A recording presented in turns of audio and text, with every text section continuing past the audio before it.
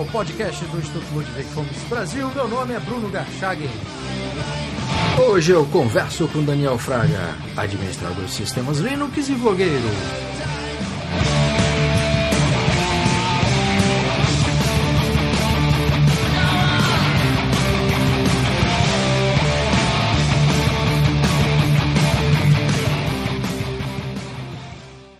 Seja muito bem-vindo, Daniel. Obrigado, Bruno. É bom estar aqui de novo. Daniel, você foi processado pelo juiz Luiz Guilherme Cursinho de Moura Santos, da 2ª Vara da Fazenda Pública de São José dos Campos, por ter revelado no seu canal do YouTube quanto ele ganha. Nessa ação, o juiz que o acusou de ser uma ameaça à segurança nacional também pedia sua condenação por dano moral, a retirada de um vídeo em que você criticava um candidato a prefeito de São José dos Campos, e nessa crítica você o citava, parece que ele era juiz eleitoral também, né? E na ação ele também pedia que você fosse proibido de fazer comentários na internet sobre o caso e sobre ele, o juiz. Você poderia explicar essa história para os ouvintes do podcast que eventualmente não acompanharam o caso por seu vlog? Sim, Bruno. Tudo começou nesse vídeo, né, chamado Alexandre Blanco para ditador, que como você falou, né, um candidato na eleição de 2012 à prefeitura, né, de São José dos Campos, que não gostou de uma montagem no Facebook. E aí acionou a Justiça Eleitoral, que, por sua vez, né, caiu nas mãos do juiz Luiz Guilherme Cursinho de Moura Santos, que atuava como juiz eleitoral, apesar dele ser juiz da 2ª Vara da Fazenda Pública, né? Ok. Aí o juiz decidiu, daquela forma que eu mostrei no vídeo, né, mandando tirar o conteúdo, o que já é um absurdo, porque a Justiça Eleitoral é a mais autoritária que existe, né, e a gente tem que estar preparado para 2014, porque vai vir mais censura por aí. E aí eu fiquei surpreso quando ele decidiu que era para o Facebook não só reter o conteúdo, né, mas para fornecer o IP de todas as pessoas que compartilharam aquele conteúdo. Aí eu pensei, bom, então ele não entende como é que funciona a internet, porque quando você compartilha um conteúdo no Facebook, você não está necessariamente armazenando no seu computador, né? Eu até fiz uma ressalva, você pode até estar no cache do seu browser, mas isso é uma tecnicalidade irrelevante, né? O serviço do Facebook, ele está na nuvem, né, praticamente, é um servidor, então está tudo no servidor essa informação. Então não adianta você procurar o IP de todo mundo que compartilhou. Né? Então eu falei, esse juiz é um completo ignorante. Né? Aí eu fiz minhas críticas, né?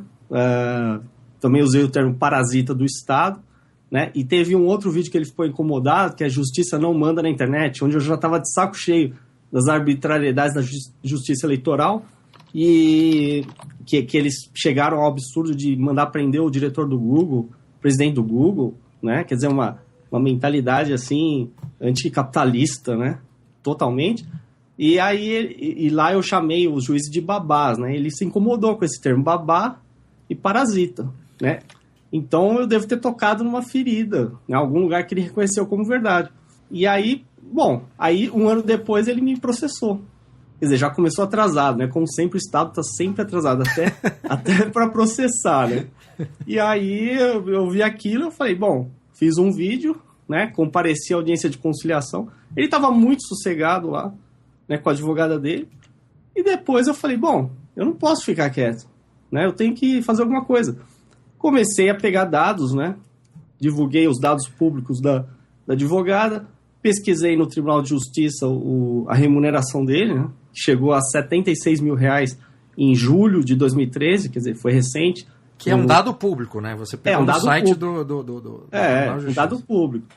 Aí, ou seja, no dia seguinte, né, foi decretado o segredo de justiça. É estranho, né? Quer dizer, após a revelação de um dado público que incomoda, que estava muito bem escondido lá no Tribunal de Justiça, por quê? Se você for procurar aí, você vai baixar um PDF. E alguns meses eles fornecem através de uma imagem dentro do PDF, ou seja, você não pode fazer a busca. Você não consegue usar lá o Ctrl F e digitar o nome. Então você tem que procurar por mais de 200 páginas, né? Para dificultar mais ainda, o que eles fizeram? Eles tiraram a coluna que é o número da matrícula, que está ordenado por matrícula. Tiraram. Então, você fica com um monte de nomes aleatórios, fora de ordem alfabética, que você não acha. Mas eu achei desde outubro até julho. E aí ele ficou incomodado. Né? O juiz Pagan, que é o que é o que ia julgar, decretou o segredo de justiça, concedeu a tutela antecipada. Eu já tive acesso, né, através de uma fonte anônima, ao conteúdo desse documento, e eu teria que me abster de me manifestar sobre esse processo, não falar nada, nem mesmo através de terceiros. Eu teria que ficar calado, o Google teria que tirar os vídeos do ar, e o Google ainda teria que suspender a minha conta. Quer dizer, eu ia ficar sem poder postar vídeos, né? Então isso aí é absolutamente ditatorial. Aí o que eu fiz? Eu revelei esse conteúdo, né? Que tinha sido vazado, né? Por uma fonte anônima. E aí passou o fim de semana, na segunda-feira desistiu do processo, né? Porque ficou com medo, né? E aí, enfim. Essa era a segunda pergunta que eu ia fazer, né? Quer dizer, essa semana o juiz, no início da semana, no início ou final de semana passada, que ele desistiu do processo? Isso, foi na segunda-feira, né? Ele pediu para desistir do processo, porque certamente não aguentou a pressão. Agora, o mais absurdo para qualquer pessoa que lê a sentença, ela está disponível publicamente, né? Já que agora não tem mais segredo de justiça, é que na sentença aí a juíza substituta, né, que não foi mais o outro juiz, mas a juíza substituta praticamente atuou como advogada desse juiz, que é o autor. Porque praticamente foram 8 folhas para uma extinção de um processo em juizado especial civil. Eu nunca vi isso. Né? E a pedido do autor, né? Exatamente. Para você extinguir o processo, o que você precisa? Bom, o autor desistiu da ação. Ok, desistiu da ação. Extinto o processo, acabou. Uma folha basta, né? Se quiser fundamentar, talvez um parágrafo. Agora, 8 folhas, citando comentários do Facebook, comentários desfavoráveis à minha pessoa, claro, né? Como se fosse maioria. Quer dizer, quase que pedindo desculpa para a internet, né? E de uma forma muito arrogante, prepotente e autoritária, porque em vez de admitir que desistiu porque teve medo, né, ele quis dizer que não, que pensou bem e entendeu uma outra coisa. Quer dizer, como se fosse aquela pessoa que te chama para briga e a hora que você vai para cima, ela fala, não é por aí, calma aí, você entendeu errado, né? Então, na verdade, ele ficou com medo, né, e desistiu e ponto final, porque ele viu que isso aí teria repercussões muito maiores, né? E a prova de que o tempo todo esse pessoal estava com medo como você falou na primeira pergunta, eles chegaram a invocar a Lei de Segurança Nacional.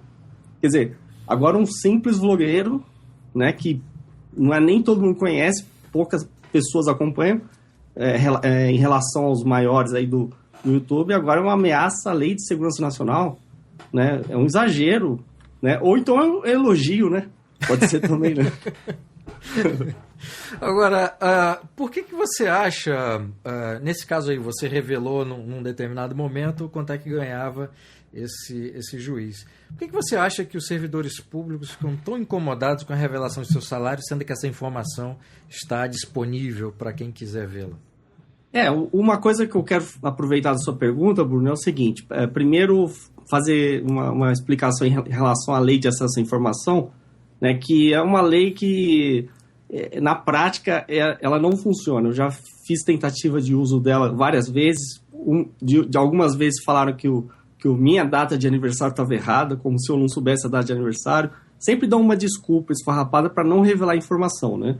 Nesse caso, os dados estão disponíveis lá, baixando o PDF, né? E frisar de novo, eles dificultam ao máximo que você acesse. Quer dizer, mesmo dizendo que eles estão públicos, para você, eu desafio alguém agora, ir lá no Tribunal de Justiça de São Paulo, no site, baixar um PDF, por exemplo, de agosto, eu não sei, ou de julho mesmo, e tentar procurar pelo nome desse juiz, né? Luiz Guilherme Cursinho de Moura Santos, para ver se você acha. Porque através de uma imagem, como é que você vai buscar, né? Então, respondendo a sua pergunta, eles se incomodam porque justamente, no fundo, eles sabem o tanto que eles estão ganhando muito mais do que vale o trabalho deles. Quer dizer, se é que dá para chamar de trabalho, né? Como eu gosto de dizer, algo que depende do roubo, que as pessoas chamam de imposto, e é desviado de nossos bolsos para abastecer o deles, né? E a gente vê coisas que são análogas a um tapa na cara, como, por exemplo, uma remuneração de, por exemplo, R$22 mil, mas você vê uma coluna lá, vantagens eventuais, sei lá, 50 mil. Como é que é eventuais? Né? E mais uma série de benefícios, e aí a remuneração fica estratosférica. Então, assim, na verdade, eles sabem que o trabalho deles, entre aspas, não vale o que eles ganham. Então é muita arrogância, né? Porque, na verdade, é totalmente diferente de um serviço de mercado, onde é uma troca voluntária e você tem que conquistar o cliente. Ali eles não têm que conquistar ninguém, né? O serviço público é justamente a oposição do que acontece no mercado. Enquanto o mercado precisa conquistar mais consumidores, o serviço público ele precisa de cada vez menos, né? E eles querem cada vez menos atender as pessoas que supostamente eles deveriam atender, né? Daniel, duas partes das suas respostas me chamaram a atenção. Eu queria fazer uma pergunta juntando as duas. Na primeira resposta que você me deu, você não falou claramente, mas deu a entender, pelo menos, ou assim eu entendi, que a justiça, de forma geral, não está, quer dizer, a atuação dos juízes, não está preparada para entender as novas tecnologias, nesse caso a internet, como é que funciona e tudo, e você citou a forma como o próprio compartilhamento de conteúdo é feito na internet, né? A questão do rastreamento dos IPs. A outra coisa que você me falou é que, se você quiser consultar, nesse caso específico, a remuneração dos juízes, eles criaram uma imagem e não um PDF, que normalmente é o que se faz, ou então colocar em HTML, né? Então, criaram uma imagem por alguma razão e você está me dizendo que provavelmente será porque queriam dificultar a busca, né? Então, quer dizer, num caso você tem um desconhecimento de como funciona e em outro você tem uma forma de tentar esconder uma informação usando a tecnologia. A minha pergunta é, o que você acha, baseado no seu, enfim, na sua própria experiência pessoal recente e no que você, na sua experiência pessoal recente no processo, na sua atuação na internet e o que você certamente já leu aí a respeito da justiça, o que você acha dessa relação entre a lei, os operadores do direito, no caso juízes, promotores e advogados, e a internet? Você acha que há um abismo muito grande entre os dois, ou você acha que quando interessa a justiça consegue utilizar as novas tecnologias a seu favor? Existe esse abismo sim, o Estado está completamente atrasado em relação à tecnologia, né? São coisas assim, o Estado é praticamente uma bolha, né, separada, eles vivem praticamente em outro universo, né? Então, por exemplo, eu vou dar um exemplo prático. Quando o juiz, por exemplo, isso vai acontecer ano que vem, né? Como eu falei, todo ano eleitoral acontece. Quando ele manda retirar um determinado conteúdo, seja do Facebook, seja um vídeo do YouTube, seja o que for, né? Será que ele para refletir o quão estúpida é aquela decisão, né? Já que aquele conteúdo já foi replicado, e quando ele decide aquilo, pior ainda, né? Porque vai ter um efeito das pessoas copiarem algo que está prestes a sumir daquele site, né? Então, por exemplo, muitas vezes eles se referem à internet, ou eles confundem a internet como se a internet fosse o Google. Ou seja, eu vou mandar o Google tirar e pronto. Mas não é só o Google que existe, existem diversas outras empresas, né? Então, nesse ponto, eles não entendem nada. Agora, em relação a você falar que, por outro lado, eles usam a tecnologia a favor deles, né, mostra o tanto que eles são canalhas, né? Porque ali sim, então, provavelmente tem uma equipe técnica, né, de informática que eles podem consultar, enfim, e eu imagino sim que deve ter alguma estratégia ali nos bastidores para falar, não, tudo bem, já que a gente vai ter que obedecer, vamos publicar esses dados, mas vamos fazer de uma forma, né, que ninguém acesse, ou seja, aproveitando, já que a lei não especifica, que tem, como você falou, tem que ser em HTML, que seria o ideal, colocar, ou algum formato que o próprio Google faça a busca, né? Já que a lei não especifica isso, então vamos disponibilizar de qualquer forma, né? Se precisar colocar dentro de um, sei lá, compactado no arquivo zip para dificultar mais, enfim, para quem já usou, por exemplo, a lei de acesso à informação em qualquer órgão público, né, que foi recentemente aí tão comemorado, vê a dificuldade que é, né? O tanto que eles dificultam. Qualquer detalhe que você errar ali no pedido já dá uma resposta ali toda burocrática, formal, dizendo que não é possível atender, Você alguma vez já usou essa lei para pedir alguma informação ou não? Usei, por exemplo, o caso lá da Cíndia Campos, quando ela me processou. Eu fiz a mesma coisa, né? Eu falei, bom, então tá.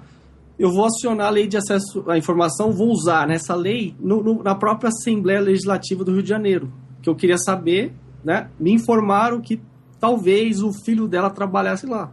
E aí eu falei, bom, eu quero saber então, se ele trabalha lá realmente, vamos ver. Nunca me responderam, quer dizer, disseram que eu errei a data de aniversário. Como é que eu não vou saber quando eu faço aniversário? Né?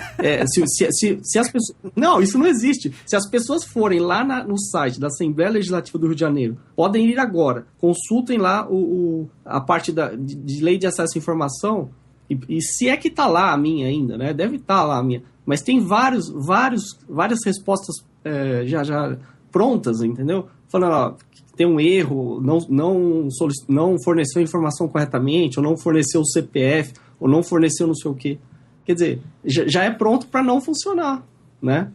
Então é uma forma de falar assim, ó, a gente cumpre, mas na prática a gente segura essas informações, né? Eu usei agora nesse caso do Tribunal de Justiça de São Paulo, e enfim, mas eles, por exemplo, se não for assim na forma de acusar o demandante da informação de ter errado uma informação, ou seja, se eles não acusam você de ter errado, né, o preenchimento do formulário, então eles dão uma resposta que é obscura, né? Por exemplo, eu perguntei se esse juiz Luiz Guilherme Cursinho da Moura Santos tinha autorização para, por exemplo, trabalhar em São José dos Campos, porém morar em Taubaté, porque a Constituição diz que ele tem que morar na mesma cidade, né, da comarca que ele trabalha. Aí responderam que ele tem autorização. E se encontra no dia, se eu não me engano, 22 de maio de 2012, do Diário Oficial lá da Justiça. Tá, aí você vai procurar lá, Diário, né, Diário da Justiça, Diário Oficial da Justiça. São um monte de páginas. A forma como eles fornecem aquilo é horrível. Então, assim, não facilitou em nada, né? Você tem trabalho. Por que não tem um link direto? Por que eles não fornecem um link já com a informação que você pediu, né? Então não adianta, essa é a ilusão inclusive do legislador, né? Ele cria a lei lá, com as boas intenções dele, e acha que vai ser cumprida na prática. Na prática, você desvirtua completamente por interesse de quem tem que executar aquilo, né? Nunca vai dar. Ainda sobre tecnologia, antes da gente iniciar a entrevista, você está me falando que se o processo avançasse, você ia utilizar aquilo que você chamou o argumento Bitcoin. Eu queria que você explicasse o que é isso, porque é uma ideia muito, muito interessante. Exatamente. Só para quem não sabe, explicar para as pessoas que não conhecem Bitcoin. Bitcoin é uma moeda digital descentralizada. Tá? Ela foi criada por um sujeito de pseudônimo Satoshi Nakamoto, né, em 2008. Né? Foi em 2009 que começou, após a crise de 2008. Né? E a ideia é a seguinte, né? Você tem uma moeda que é totalmente descentralizada, não depende de Banco Central, né? Não pode ser falsificada, é totalmente baseada em criptografia. Então, basicamente, através de um esforço matemático computacional, você pode minerar essa moeda, né, e ter uma previsão de ter 21 milhões de bitcoins, né, no máximo. Sendo que cada bitcoin pode ser divisível até 100 milhões de partes, e se você somar todas essas partes, seriam 2 quadrilhões de unidades.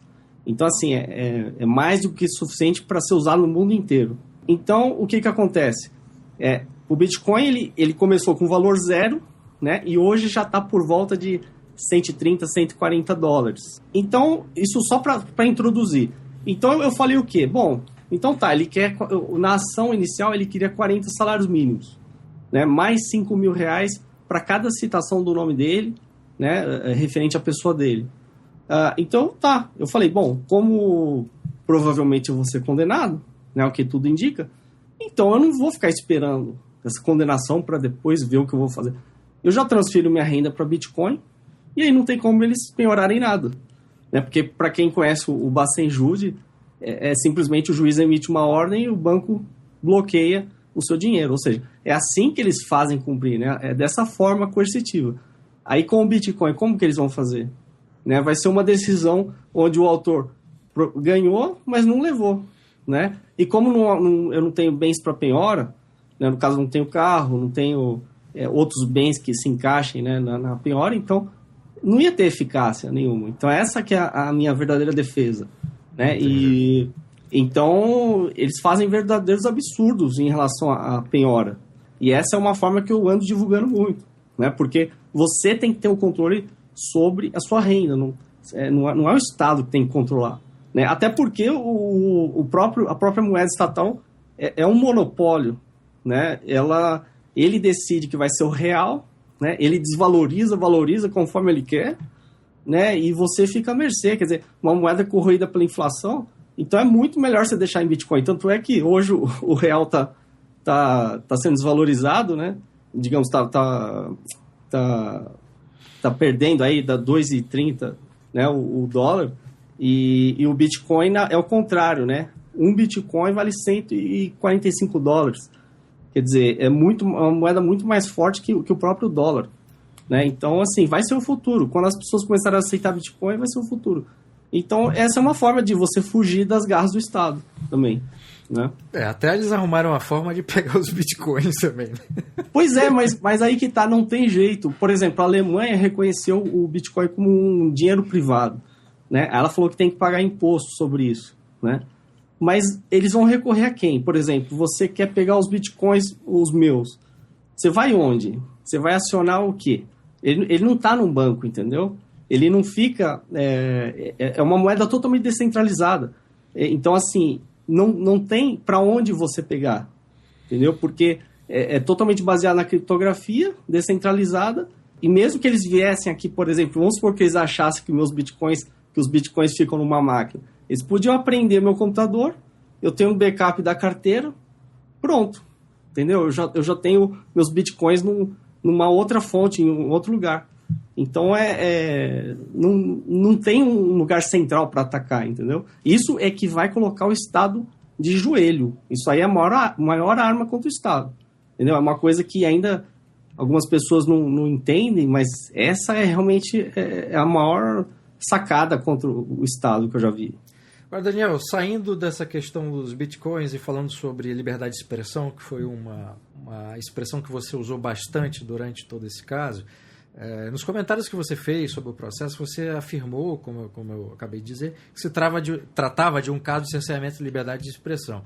E essa discussão sobre liberdade de expressão é uma discussão bastante antiga, e um dos pontos é se há ou deve haver limites a essa liberdade, e também em relação ao direito do ofendido de ter reparado o dano eventualmente sofrido. Qual é a sua opinião sobre essa questão, quer dizer, se há ou deve haver limites à liberdade de expressão, levando em consideração esse ambiente de internet, de novas tecnologias que a gente estava conversando agora há pouco? Então, eu gosto sempre, inclusive eu citei o tempo todo na descrição dos vídeos o Murray Rothbard, né? E por consequência até o Walter Block, que a conclusão lógica é a seguinte, né? Se a pessoa não está violando o direito de propriedade, né, a liberdade de expressão, ela não tem limites, né? Aquele exemplo clássico, né, para reforçar, a pessoa não vai gritar fogo numa sala de cinema porque viola o direito de propriedade do dono e do público que pagou, né? Mas tirando isso, não pode ter limites. Inclusive, nessa sentença da juíza, né, onde ela extinguiu o processo, ela quis diferenciar, falar que a intenção do autor era discutir o excesso de liberdade de expressão, né? E que eu tentei desvirtuar falando que era uma discussão sobre liberdade de expressão. Mas, na verdade, quando você fala excesso de liberdade de expressão, isso implica em um limite, né? Aí eu pergunto, quem é que vai definir esse limite? Né? O Estado? Coisa nenhuma, entendeu? Ninguém tem que... Eu não preciso de alguém para definir o limite da minha liberdade de expressão, desde que eu não esteja violando o direito de propriedade de ninguém, né? Então, por exemplo, em relação à internet, tem que ser livre, né? Não pode ter limites. Em relação a você publicar um livro, fazer um filme, enfim, emitir opinião, escrever um artigo, né? Por que deveria ter limite? Tudo bem, entendi. Aí você restringiu a questão da propriedade. Agora, nesses casos em que uma pessoa é ofendida, difamada ou injuriada por algum tipo de afirmação ou algum tipo, enfim, de ofensa, que a pessoa que a profere acredita que está expressando essa liberdade de expressão. Nesses casos, o que você acha que deve ser feito? Então, eu acho que os crimes contra a honra devem ser abolidos pelo seguinte, né? Voltando ao próprio Rothbard ou Walter Block. Quando você fala em, por exemplo, injúria, difamação ou calúnia, né? Você está falando de crimes contra a honra. Você está preocupado com o quê? Com a sua reputação. Só que, na verdade, o que a gente chama, né, de sua reputação não te pertence, né? A sua reputação é o que eu penso de você, o que outros pensam de você. Então, não é você que controla o que os outros pensam. Então, por exemplo, eu vou dar um exemplo bem prático aqui. Por exemplo, se eu chamo esse juiz que me processou de ladrão, ele vai falar que isso é uma calúnia, uma acusação falsa, né? Aí eu vou falar que não. Por quê? Porque ele depende do imposto que eu considero roubo, né? Ainda que seja direto ou indiretamente, ele depende desse dinheiro, né? E ele, pior ainda, ele abriu um processo acionando o que eu considero a maior máfia de todas que é o Estado para tirar mais dinheiro do meu bolso. Então, eu tenho todo o direito de chamá-lo de ladrão, sim, né? Então, alguém vai falar, mas eu sou a favor do crime de calúnia. Nesse caso, então, eu seria condenado por calúnia, né? Aí já limitou a minha liberdade de expressão dentro do meu entendimento, no caso, anarcocapitalista, né? Então, é isso que é o perigo de você criminalizar, né, difamação, injúria e calúnia, porque você está limitando, inclusive, certos entendimentos políticos, né?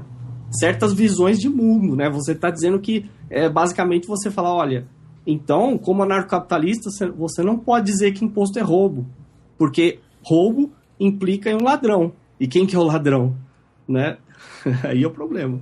E nesses casos que têm se tornado, infelizmente, muito comuns, de, por exemplo, numa escola em que um rapaz grava ou tira foto de uma menina em uma situação íntima e depois usa aquilo como um instrumento de ofensa moral, publicando aquilo na internet. Se essa pessoa alegar liberdade de expressão, como é que você acha que deve ficar essa relação? Então, porque aí nesse caso também você não tem só a questão no caso da vítima, né, dessa menina, quer dizer, nessa situação hipotética, né? Ela, quer dizer, ao se ver numa situação como essa, a pessoa tem um impacto emocional, né? Não é só a questão externa do que as outras pessoas acham, né? Então, esse caso, por exemplo, é parecido com o caso da Carolina Dickmann. Vazaram aquelas fotos, né? Ela não queria que tivesse vazado, mas vazou. Então, primeiro, do ponto de vista prático, né? A partir do momento que caiu na internet, não adianta mais. Aquilo lá vai se espalhar e essas fotos, por exemplo, da Carolina Dickmann, nunca mais vão sair da rede. Então, é fato. Então, a partir do momento que vazou, não tem mais jeito. Não tem o que fazer, né? Agora, por exemplo, o que poderia ser discutido é o seguinte, em relação justamente aos direitos de propriedade, né? Como é que foram obtidas essas fotos? Quer dizer, por exemplo, uma menina estava num quarto na casa dela e o namorado tirou as fotos dentro da casa dela, né, sem autorização. Quer dizer, estava na propriedade dela, onde supostamente tem que valer as regras daquele ambiente privado. Quer dizer, então que ele violou aquilo. É a mesma coisa, por exemplo, você está num cinema e como eu citei, né, a pessoa gritar fogo viola o direito de propriedade do dono da sala. Né? Então, no ambiente privado, valem as regras privadas. Então, você poderia discutir nesse ponto. Agora, o problema é o seguinte, como a gente está falando da internet, a partir do momento que vazou, não tem o que fazer. Né? Então, você poderia discutir a violação da propriedade em si. Entendi. Agora, pegando até esse gancho...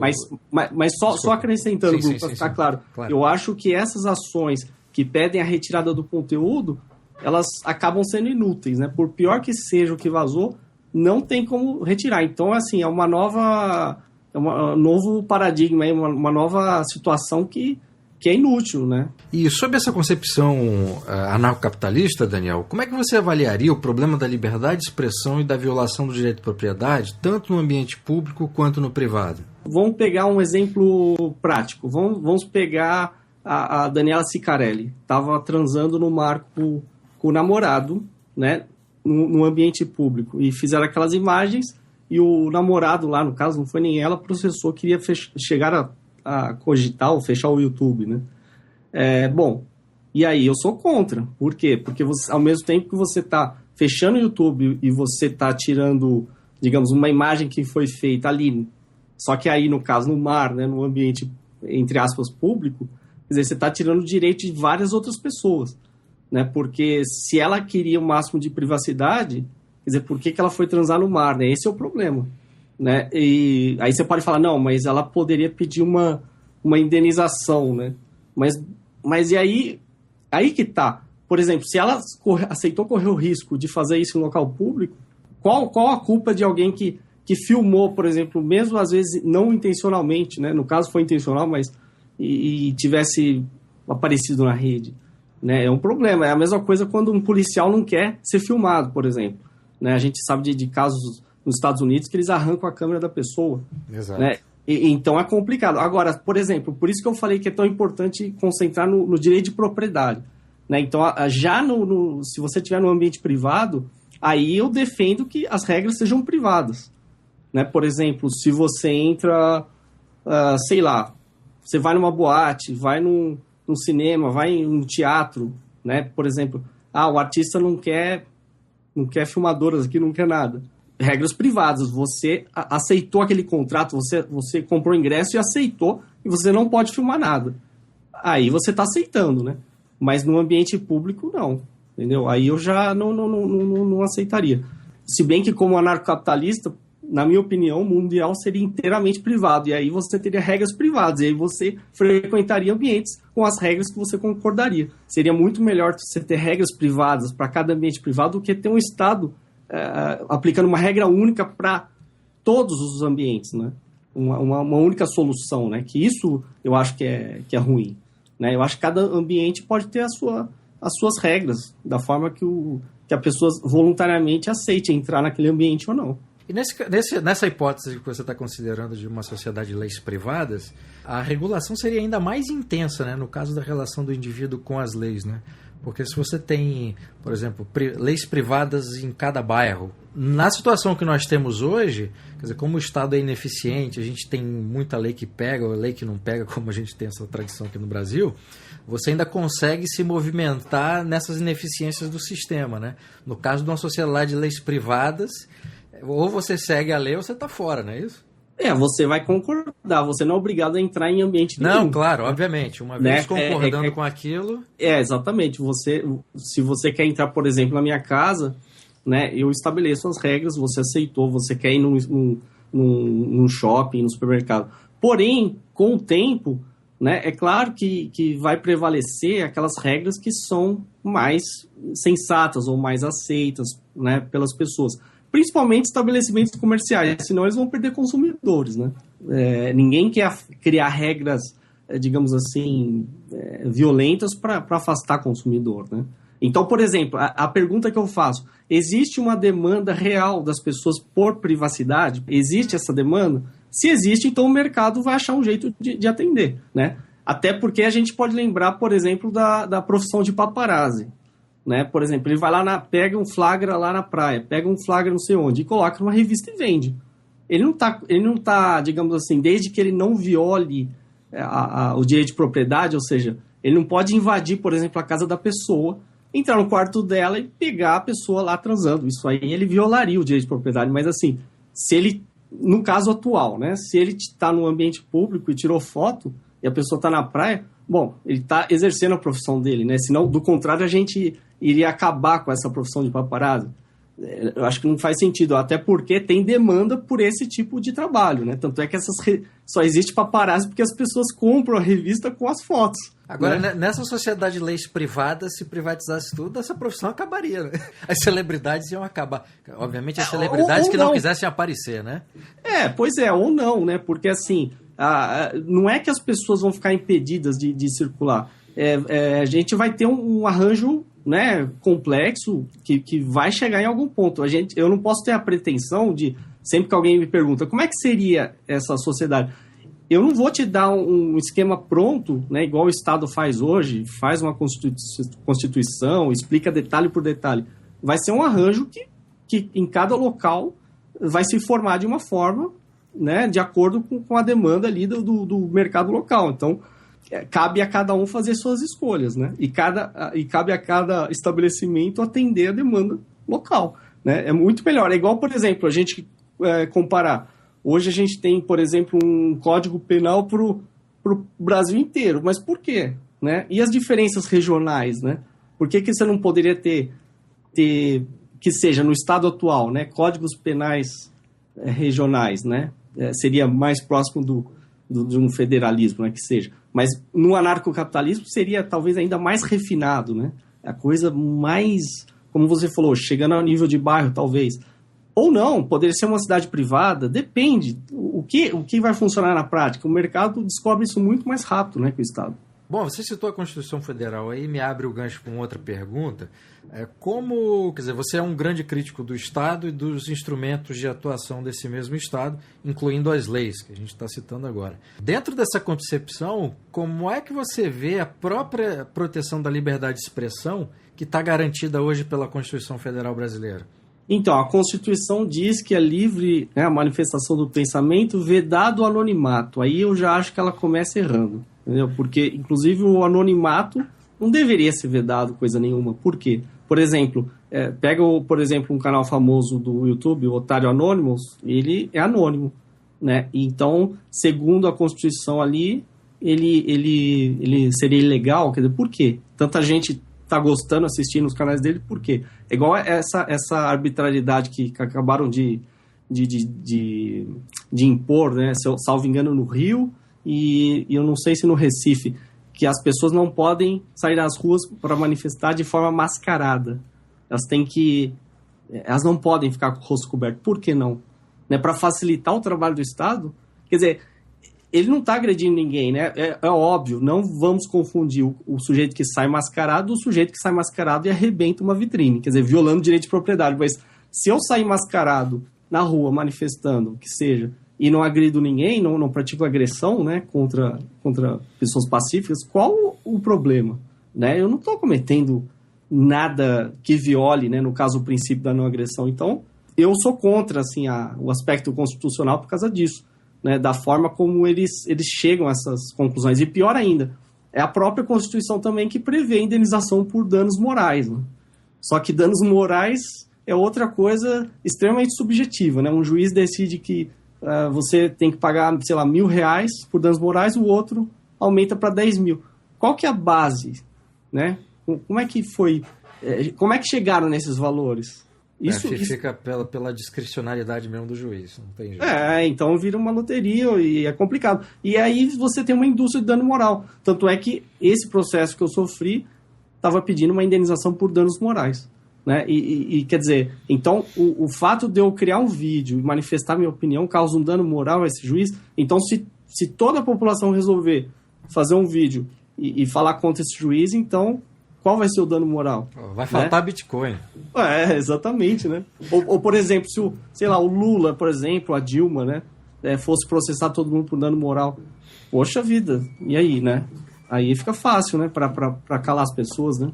Esse exemplo das máscaras, dessa proibição ou tentativa de proibição, não sei se chegou a ser aprovado no Rio, ou se ainda está em discussão, é interessante porque se tenta resolver o problema no final da linha de montagem e não a origem do problema, né? Então, é igual a história do... Eu acho que chegou a ser aprovada, não sei se no estado de São Paulo ou na cidade de São Paulo, uma lei que proibia motoqueiro de ficar com o capacete dentro de posto de gasolina. Por conta dos assaltos. Exatamente, eles confundem causa com sintoma, né? Quer dizer, então, não vamos continuar resolvendo o problema do assalto, né? Vamos proibir. É por isso que eu falo, eles próprios, quando eles legislam, eles admitem a incompetência do Estado para resolver as questões, e aí, a partir da incompetência, eles tentam outras atitudes como paliativo que não vão resolver nada, né? Aquele projeto do Giorgiato, né? Aqui em São Paulo também, para proibir garupa de moto, quer dizer, qual a lógica? Para evitar assalto, porque está sempre em dupla. Quer dizer, você fica igual uma barata tonta tentando identificar os sintomas e você nunca ataca a causa. E a causa é justamente o Estado, né? Então, enfim. Tem uma coisa perversa nesse tipo de lei, é que se você considerar que a maior parte da população não é bandida e que é afetada por essa mesma lei que serve para o bandido, você tem um problema de consequência intencional ou não intencional muito grande. E o que é mais grave é o seguinte, você tem a lei, tudo bem, querendo coibir determinado comportamento e que acaba atrapalhando a sociedade inteira. Só que o ladrão não respeita a lei, né?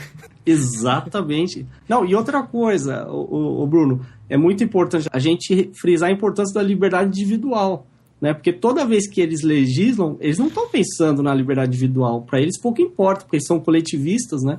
Eles querem basta alguns indivíduos fazerem alguma coisa, ou roubar, ou não sei o quê. Aí pronto, vamos imaginar uma lei, então, geral, que vai penalizar todo mundo, né? É como você matar uma formiga com uma bazuca, né? Ou seja, você tem inúmeros efeitos colaterais e eles estão pouco se importando. O que importa é a promoção política, né?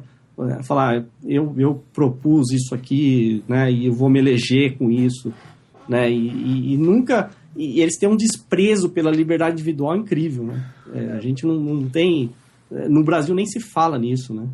Pois é, eu acho que é um problema duplo. Uma parte de quem está no poder legislativo é ignorante a respeito das consequências da criação e da edição de lei, e outra parte o faz por ideologia mesmo, né? Então a sociedade fica refém dessas duas concepções que acaba por transformar a nossa sociedade numa sociedade legiferante.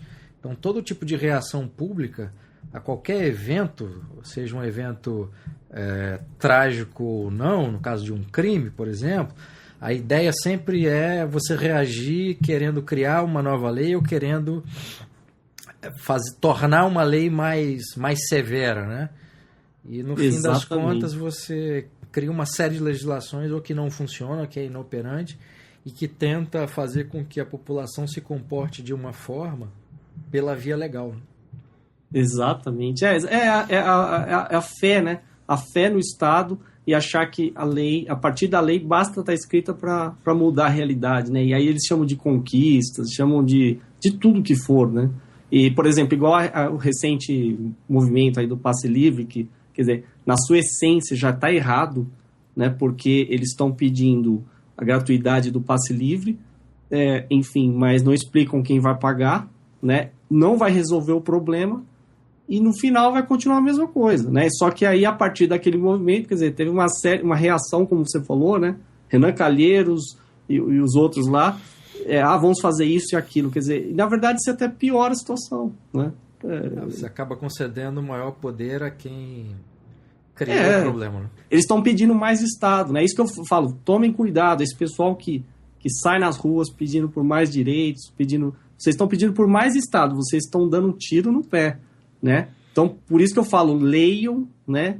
Até o próprio Mises tem farto conteúdo aí, está disponível, livro, artigo, tudo na internet, né? Tem vídeo, é só absorver, só não entende quem não quer, né? Quem tiver um preconceito, mas vá atrás da informação, veja e tenta entender, né? Tem uma abertura, né? Porque eu sinto que as pessoas elas têm uma reação, né? Não, isso não pode, porque é o neoliberal, né? É o xingamento deles, né? Mas, pô, raciocina, né? Raciocina, tenta entender. Daniel, muitíssimo obrigado pela entrevista. Eu que agradeço, Bruno. Obrigado.